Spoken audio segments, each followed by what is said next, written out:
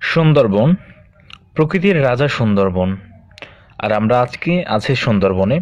আপনাদেরকে দেখাচ্ছি সইলা ফল, অর্থাৎ সুন্দরবনের জাতীয় ফল হচ্ছে কেওড়া এবং সইলা, যেটার সাথে আমরা সবাই পরিচিত না।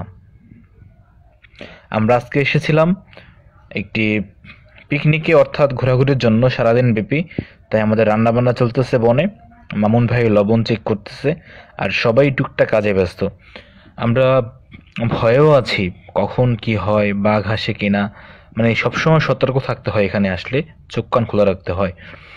আর আজকে রান্নাবান্না শেষ হলে আমরা আমাদের এই পাশের খালটিতে প্রচুর মাছ দেখতে পাচ্ছি, সেটাতে আমরা জাল নিয়ে আসছি, মাছ ধরবো।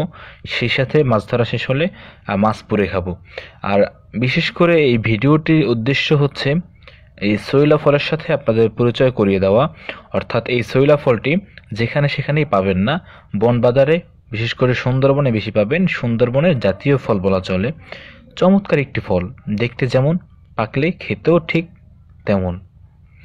আর একটা জিনিস মনে রাখবেন, বনে যখনই আসবেন, কখনো যদি দেখেন যে নীরবতা সিমসাম ছেয়ে গেছে, তখন চোখ কান খোলা রাখবেন, চতুর্দিকে নজর বুলাবেন, কখন কি হয় বলা যায় না। আর আমাদের সাথে দুটি বাবু আছে, খুব কাছাকাছি রাখে ওদের। ওরা একটু দুষ্টুমি করতেছে মাছ ধরার জন্য, সেটা করা যাবে না। সবসময় সতর্ক থাকতে হবে সুন্দরবনে। সুন্দরবন কখন কি হয় কোনো নিশ্চয়তা নেই। তো আজকের ভিডিওটি এই পর্যন্তই।